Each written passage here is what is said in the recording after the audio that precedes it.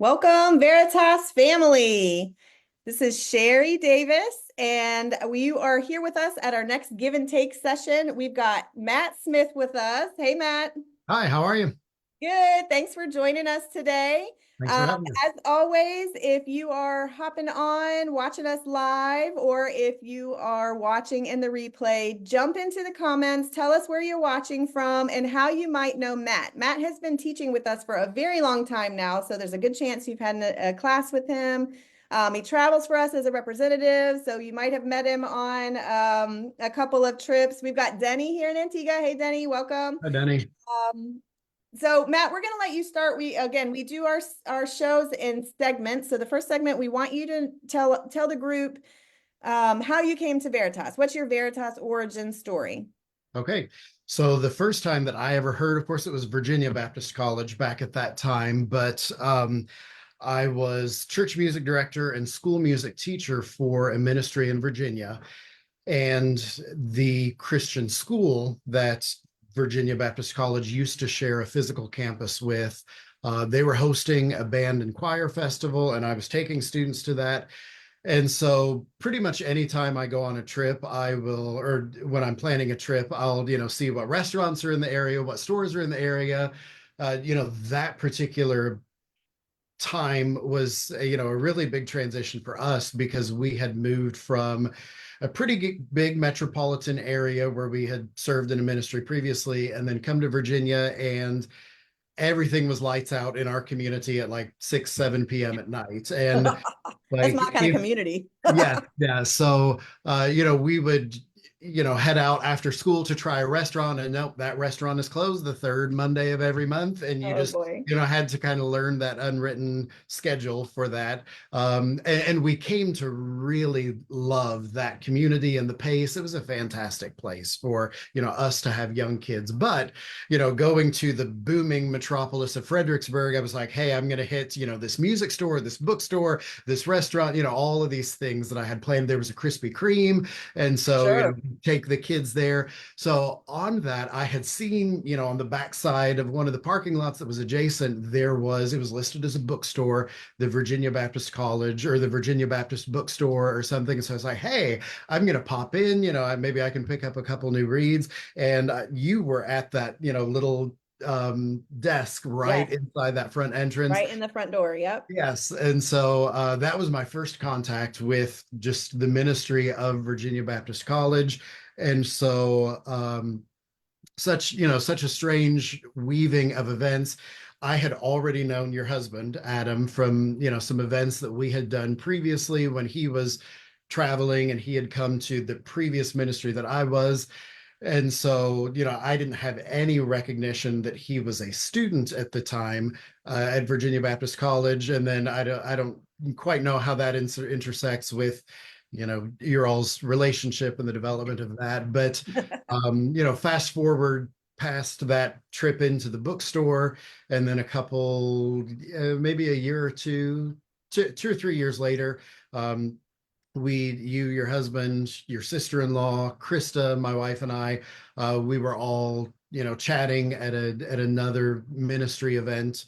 And you and Adam mentioned that VBC had a need for a class to be covered, and I had teaching experience and grad hours Did you in that. already have your master's in music at that point, or you were you Yes, still yeah. working on that? You No, did. I had finished that up back in 2005. And so the first class that I taught for Virginia Baptist College was spring semester of 2012. I Oh, would, wow. I didn't realize um, was that long ago. yes, that was back in the days of Advanced 360 Ah, and those big T3, those lines. I yes. would drive from where we lived about 30 minutes north to a church that was a satellite Yes. for Virginia Baptist We're College. all traumatized by that. We're traumatized by advanced. Yes. We're all traumatized by the idea of faxing tests and quizzes back and forth. That will never forget. I will never forget it.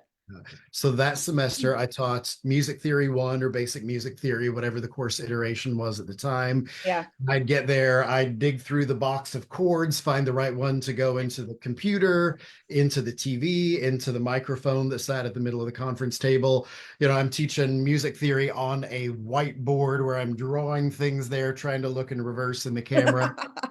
And then later that semester, Wendy Rivera was doing community choir for Virginia Yes. Baptist College at the time. And Yep. so Adam had kind of facilitated me coming to the brick and mortar campus to, rehearse and to, be a part of that concert. And so I got to teach the students live in the classroom. Nice. And Yeah. it was just a really fun experience. And, from there, we've, of course, rebranded as Veritas Baptist College and moved from, Advance to Populi and to Yes. Canvas and the satellite sites to now where you just plug in your computer, open that up. So it's been really Uh-huh. neat to kind of see all of I wish that I had gotten to be a part of, the brick and mortar campus community that Virginia Baptist College used to have, because anytime that I would interact with you guys, it was just such a solid family atmosphere, but at the Yeah. same time it was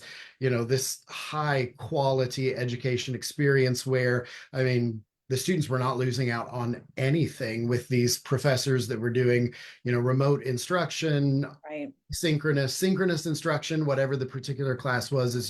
It's always been, I think, a We tremendous. talk about that frequently about how Veritas or VBC at the time is just this little Bible college, but doing really big cutting edge type stuff. Like, and I attribute that a lot to Dr. Forrester because he could see the vision. We would see, like, can this work? Can we even do this? Sure. Should we do this? Do we lose what, you're talking about the family atmosphere. When you start to do remote and distance education, there is a chance you could lose some of that. And our position was always, look, we always want to keep the students in their local church. That's our goal, right? And if that means that we go to this local church and then they go, they take back that information back to their local church. And it became for us, how do we be intentional? How are we intentional about still maintaining the family atmosphere? And so early on, we had some pushback from some of our instructors. Anything new is challenging, and now you'll find some of those same instructors that are still teaching for us will say, I have a much better relationship, a more personal relationship with the students now and as an online institution than I ever did on campus. And it really, because you can be intentional and you can be pervasive. When you're on a campus, a lot of times you might communicate with the instructor a couple minutes after your class is over. You might reach out by an email, but it's not necessarily, well, in this environment, it is intentional and required that you are communicating, and it was so much more robust. And so it's interesting that to have somebody who's been with us as long as you have, to see kind of the iterations as it goes along over the course of a decade or more. Yeah. And I think, as far as the music classes that I've been able to teach, I can remember back when I was doing undergrad or grad work, and I do like a conducting demonstration or, piano performance, and I would end the performance and my professor, would kind of walk back through time and say, okay, this wasn't great. And, I'm sitting there as a student, I hope not pridefully, but thinking, yeah, I don't think that was as bad as you thought. But when all of this stuff is digital, I mean, I can remember the first time that the conducting class was, these video presentations, and, I'm able to, freeze a student's hand and then record a video saying, okay, so you've got this hinge that's out of place and you've got this hinge that is tight. And if you will straighten this hinge out and then release this hinge, then that next gesture, and, all of that is in real time rather than, just this teacher. And, I know they've got the credentials and I know they've got the experience, but I'm thinking, I don't know, maybe that was just your vantage point, but then, to really see, no, I really do need to change this gesture or, this attack, and just having that moment, that isn't available in a brick and mortar class, because you can't, suspend somebody in the middle of their performance. Such personalized, Yeah. instant feedback at that moment for that person. Yeah, I think that's great. And It's interesting that you say, because technology has come even so much. I mean, you know, from the very beginning to now, the technology is so much more advanced and so much more sophisticated. And there's lots of stuff in there. We haven't even tipped the iceberg with what is actually musically related. You know, there's lots of that stuff that's come on the market that we haven't even tapped into. We've got Curtis Tomlin's here. Hey, Curtis. We've got Michael Raker. He's from West Alexandria, Ohio. I got it right this time, Michael. Denny says, Brother Matt, do you wish some music courses were in person to help church musicians? There, that's a really great question. And I kind of think of it this way. We're just weighing benefits and drawbacks for it. So I think there are so many benefits that can come from an in-person music class, but I think there are so many benefits that can come. So it's a toss-up. Right. The long and the short of the answer would be, and I'm just thinking of this as kind of a never-ending journey where there are times, COVID happened and I was able to sign up for, Shelley Hamilton and Majesty Music, Patch the Pirate's Wife. She was doing this series of seminars on Zoom. And of course, I already had a strong degree of familiarity with Zoom. And so, I'm downloading assignments, completing these worksheets, that she's giving the class in advance. And, it lets me be in the studio with her as she's transitioning to this COVID vacuum for instruction, but at the same time there are community choirs that I've been able to be a part of that wouldn't have existed in that online space. And I'm just always looking for what benefit can I draw out of this. And I know there's going to be a drawback, but if the benefit is something that's tangible and desirable, I'm going to walk through that door. In the reverse of that, as an institution, as we are experiencing or moving forward with distance ed, is that the alternative is that you don't have quality instructors in your location. You don't have quality instruction. You just don't have it. So the alternative is, if you can have it by having it distance ed, it's better. If you had somebody right there in front of you, sure. Is that the best case scenario? A lot of times, yes. It has it, like you said, it has its pros and its cons. The thing that we found to be the case is that we have qualified instructors all over the country that couldn't get to your church, couldn't be in your seminar, couldn't be able to instruct you personally in your class, but they can in this construct. And so, like you said, you just weighing what is beneficial, and then just as culture, especially after COVID, we were already kind of poised and ready for stuff like that. And it is just really interesting. It's a really good question, Denny. I appreciate you taking the time to message, because obviously there are some real pros to being right in a room with somebody. I'd rather be doing this. If we had like a studio, a podcast studio, and you could come in, I'd really love to be in person with everybody who comes onto this, but that isn't possible. And with the timing and all of that, we can still have, build community in this way. I'm so thankful for those types of Yeah, and things. I think for me as an instructor, it's forced me to do, a better job with putting things into words. I'm grading music theory assignments, and, rather than just, marking that wrong and thinking, okay, I'll address it the next time, those Yeah. lectures are already recorded. So then, I can take that moment in the comments and the feedback and, kind of force myself to Sure.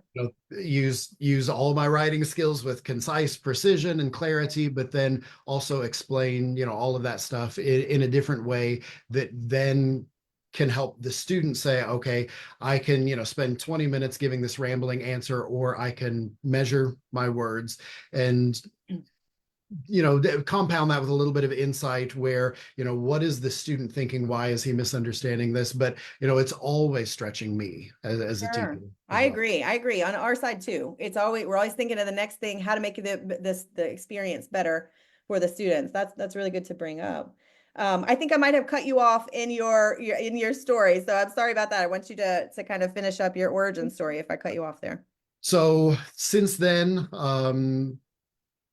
the class list has kind of grown and expanded, but I am so thankful that God had that that bookstore interaction between us, and then compounding that with that performance opportunity with Wendy and Adam reaching out, and things look different. And I know it's tempting to sit there and mourn for, one Mhm. particular chapter, but there are so Sure. many. I mean, to interact with Denny, and I Yeah. remember, when he was in the philosophy of worship music class, and to have, in addition to all the benefits of non-synchronous, asynchronous learning that we've talked about, to have, students learning from cultures around the world with, and in the philosophy of worship music class, we'll talk about, what is biblical and what is healthy, but then there are other parts of music that are cultural, and they might not match up with, my cultural tradition. And not to say that, not to make Denny ascribe to this, but just to learn from different groups and different people around the world, to say, okay, it's different, but it's biblical, and it's healthy for the church, for the congregation. It's meeting the, Ephesians 5, the Colossians 3 criteria that Paul gives us, for all of those marks of health of music in church. And because of that, maybe I can take something from, maybe an island congregation or an Asian congregation, and it can help me either build a better sieve for, why things are biblical and healthy, even if they're not culturally familiar to me, or to say, okay, that works in their culture, but I know enough about my own church culture to know that that's not going to be healthy for us, but it doesn't mean that it's unhealthy for another church congregation, because that they're just always expanding each other's horizons through, those performances, those discussion boards, those peer presentations. And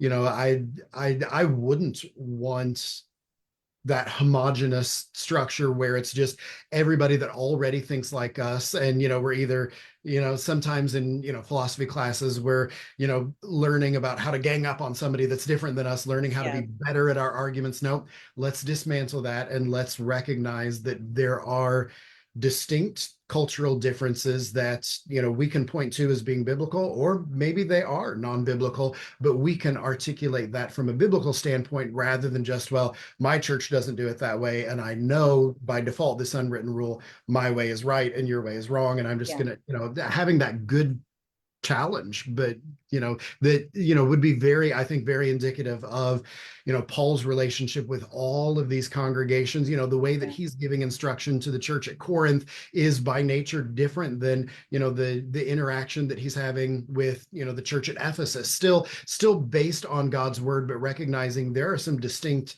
strengths and weaknesses that come from being in this culture location that won't necessarily translate 100%. Of course, the Bible will. The Bible is Yeah. unfailing, but there is so much of culture that we can benefit from. And, kids in today's education environment, I'm speaking as a 42-year-old, not so much a kid, but, kids are always, exchanging these ideas, and we've got to teach them how to filter that. But at the same time, we have to teach ourselves how to be more open to recognizing there are biblical truths that just present different ways.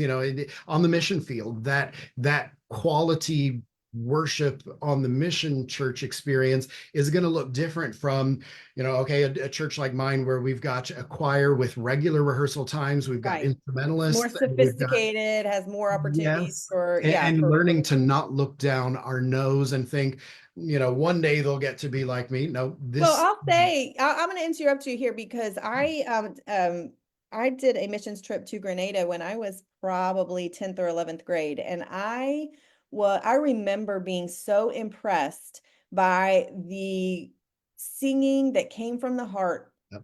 from that congregation. I was overcome. They were singing and they were so engaged. It was so different than my experience. It's not that it wasn't my experience at my church, because our church has great, thriving, robust music even then. But the kids, the young people, the adults, everybody their passion. You could tell they were very passionate and so engaged, and that impressed upon me since I was very young. And so I love that the idea of, oh, well, they'll get there. This idea of, well, they'll get there one day is absolutely not true. In fact, I wanted to show our youth group, like I wanted to take it back Sure. to, like, they Yes. are committed and engaged and singing for from the top of their lungs. And it really, really did impress upon me. We've got so next segment is the tip or resource for the students. So what do you have for the students today? Yeah. So the game changer for me lately has been, and I know we've got probably some Philistines that use Android devices, but for those of us who use Apple devices, the Notes app has always just been kind of my place to tuck little pieces of information, but at the same time, like the bookshelves on either side of me. I've got things alphabetized by author last name, just trying to think if I need a book, okay, I've got a section, and then within that section of books, I've got, author last name and octavos, choir music. I've got, alphabetized by title. And then if there are multiple, uh, you know, Hark the Herald Angels Sing. Okay, then I'm going to alphabetize them by the composer or arranger's last name in there because I always want to be able to get to things. But then I felt like, my personal notes app was just chaos, trying to find different things. And so in the Apple update, I had already started assigning like headings, kind of like the, formatting for papers where you have the different things. But one of the things that's been really big for me, so here I've got my travel notes and I've got these, of course, the title heading for travel, but then one of the subheadings for itinerary. So I tap on that and it brings down all of the subheadings. And then from there, I tap on the Monday, December 23rd subheading, and I have all of Nice. those details. So I'm just, constantly putting information in, digging back through it. And then when I'm done, collapsing that list and then collapsing that list, and I'm back to just my nice, neat That's organization. cool. So I am, anytime that an idea strikes, if it's for, Veritas, then I'm putting it Yes. in the Veritas note. If it's for, the academy where I get to serve as principal, or if it's for the church where I'm serving as the music director, or like Disney villains, Yes. I've got notes Very made important. for all of that for our give and take. But So I funny find, story. I'm going to interrupt because this is very important. When I first got, I guess my first iPhone, I don't even know how. I had OneNote. I had OneNote, not okay, even not even the program OneNote, like OneNote on an Apple phone that I just scrolled and scrolled, scrolled. Adam made fun of me for so long. What you have one? I was like, what do you mean? It's just this is my notes. He's like, yeah, but it's just one. No, and it was forever yeah. long. Yeah. And I was I mean, we'll do in faculty meeting for the academy, we'll do something called tip time where, I call out the week before, give a best practice, give, some anecdote that's going to help all of us, not just a, funny story, but Sure. from your perspective as a parent or as a former student. And so, I'm logging all of those and yes, then going back through which ones have we done recently, which ones, and yeah, so my notes app has become so vital to me Yeah. and it's just all cleaned up with those Okay, well, I'll subheadings. have to do that. I'll have to go in and, well, first of all, my other downfall is I never update, so I never get access to any of the new stuff until generations later. So I have to at least do that part first. But okay, so our last segment, thank you for that because that is a really super good tip. Our last segment is our s'mores. And again, s'mores is short for Mount Rushmore, which is the top four of any given category. Our category today is best or top Disney villains. Now, again, disclaimers, if those of you who have been part of it, Dr. Lester was disclaimer, we don't endorse every single thing from Disney. It's just a fun, Matt loves Disney. And tell us about how you became to love Disney. Yeah, so when I was a kid, my grandma took us all on a, multi-generational family vacation, and we've been able to continue that. She's been very generous and she's, several times now that we've had kids, their first trip to Walt Disney World. And I know different people have different opinions, but for us, it's less about, buying into the Disney bubble and Right. philosophy and just more about those fond memories where my grandma, took us on that family vacation. So we're kind of, reliving that now, a couple decades later. Yeah. So yeah, all the stuff.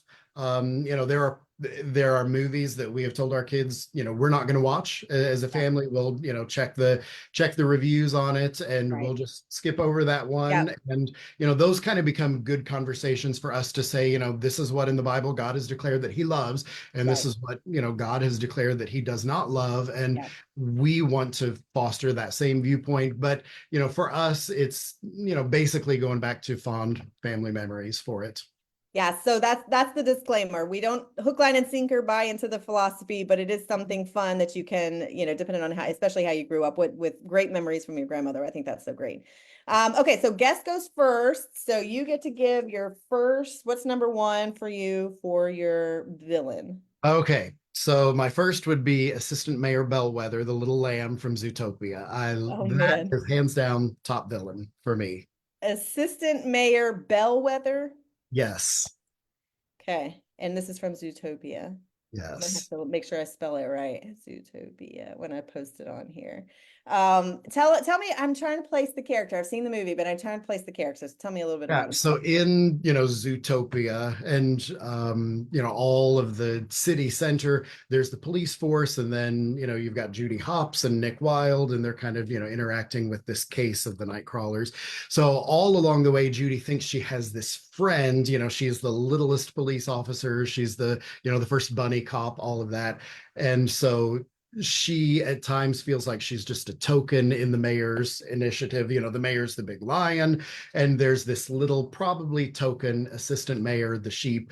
And so Judy always thinks she's got a friend in the assistant mayor, when, spoiler alert, the assistant mayor is anything but the friend in city hall. The assistant mayor is this mastermind out to point the prey as still ongoing. They've not evolved, they've not graduated into this Zootopia atmosphere. And I just love that, seeing that development of the character, where you think it's just this side character, and then come to find out she is at the heart of the whole story. And to me, I that's just good fun storytelling. And You that's have convinced me to watch it again so that I can really zone in on her because I don't remember the character. So I'm gonna put that on the list to watch maybe over Christmas break. So, all right, my number one is Lady Tremaine. She is the stepmother from Cinderella. Cinderella is my favorite. I grew up. Fun story from before the last Disney episode we had with Dr. Lester. I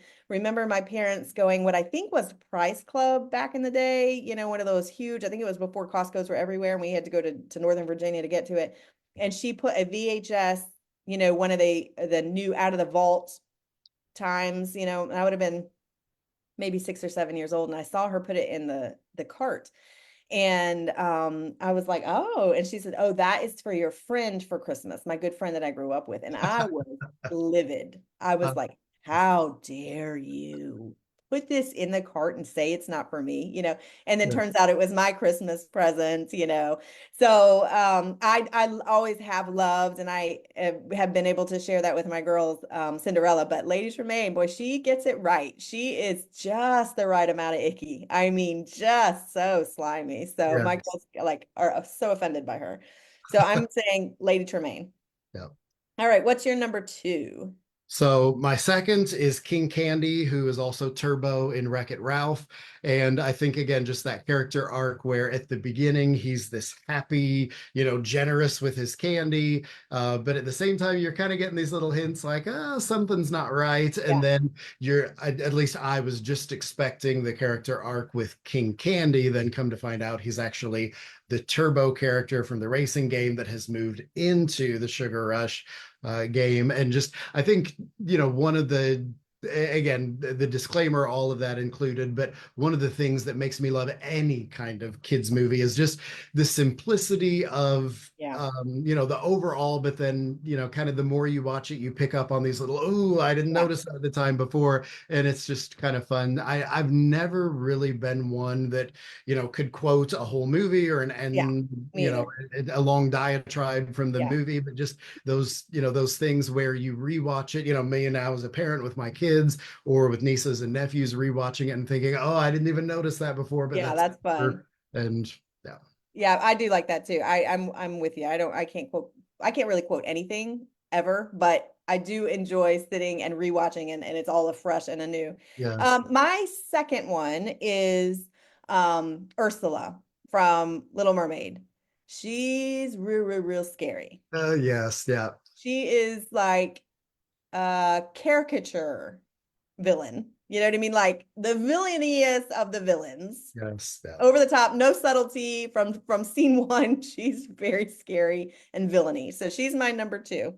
See, that's funny because I remember as a kid, any time, we my dad was a band director, public school band director. And so, in our end of the city, there's just we'd go to the hardware store and he'd pass old band parents, where he'd done, fundraising and trips with them 10 years before, and they'd recognize him. They'd catch up there in the hardware store. But one of his band parents ran the little community video rental store. And so very often they would they tell him to stop by and rent a video, or we didn't normally pay for video rentals, but if somebody would hand you off their copy or something. And so anytime we had the Little Mermaid, I would find a reason to kind of go help mom with the laundry or something else in the other rooms during that part, because that was just too much for It's too me, and much. it kind My of girls, shook me to the core. yeah, I mean, my girls won't even watch it. They have yet to even watch it. They're like not even interested. So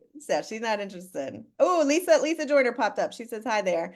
Okay, so your number three is what? Henry Waternoose from Monsters Inc. You just think he's there caring for the health of the company, and then he's, sabotaging it the whole way. And I think the reason that I really like him as a villain is because through the movie, I'm thinking it's the little Randall character that's the chameleon, and, he is the bad guy. But then come to find out, there's actually a much bigger Seedy villain. underbelly. Yeah. Yeah, absolutely. Lisa, we're doing best Disney villains. And so I'll recap here at the end. She says she came in on Little Mermaid. I imagine that's jarring if you're not really sure what we're talking about here. Okay, so you did your number three. My number three is Scar. I mean, Scar from Lion King, quintessential. Can't get any more villainy than this guy. I mean, full on. Killed his brother even. I mean, it doesn't get worse than that. So I'm excited to see. I think they're doing a live action coming up here soon. Is that true? That's what Coming I up maybe heard. this summer? Yeah, yeah. Yeah, so I'm excited about that. So that is my number three. What is your number four? Lotso, the strawberry scented bear from Toy Story 3. Yeah.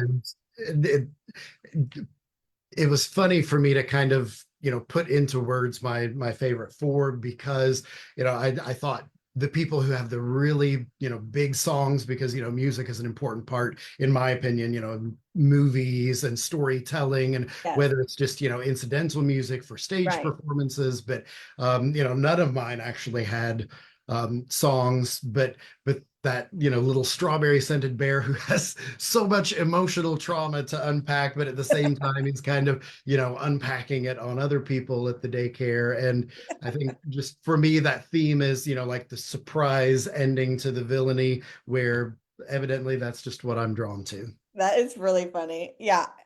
Lisa says Cruella, she kills puppies. She's definitely my honorable mention, because my last one is Mother Gothel, and she's from Tangled. And the reason I Oh yeah. love her so much is because when my girls watched it, Tangled, with the music, and it's beautiful. It's a really beautiful story and really pretty. At the end, when it's revealed that the mom is the bad guy, I remember Julia palpable. It was a visceral response. She looks at me, she's like, the mom is the bad guy. I mean, she couldn't believe it. She couldn't believe it. And I love that so much for her, because it was like, no, moms are trustworthy and we love our moms. And this is such a Yes. betrayal. So I put her on here because I had such a really close response with Julia about that, with the moment she found out that the mom was the bad guy. She couldn't believe it. So Cruella was on my honorable mentions in case we had doubled up on some. I had some extras that I was going to go to, and Cruella was number one on my honorable mention, as well as Sid from Toy Story, because that kid's wrecked up. That kid is, Yes, yeah. oh, he was classic villain from the early Toy Story days. So just to recap, your number one was Assistant Mayor Bellwether from Zootopia. Number two, King Candy from Wreck-It Ralph. Number three, Henry Waternoose from Monsters Inc. And number four, Lotso from Toy Story 3. That's my four. Okay, so I will, once we pop off here, I will get the poll going, and then we'll let the folks vote to see which grouping they like the best. Matt, thanks so much for taking time to Thank you hop for on having me. today. It was a lot of fun, and I always get to enjoy. I mean, we're just old friends, so I really appreciate your coming on, and it's such a refreshing conversation to talk to somebody who saw Veritas or VBC back in its infancy, you know, and to be able to kind of see through that chapter is it's a lot of fun to walk through that with you. So we will we'll get you scheduled again for the spring sometime, and we'll have you on again. I appreciate your taking the time. Thanks so much. Thank you. Thank you. Bye, guys. Bye.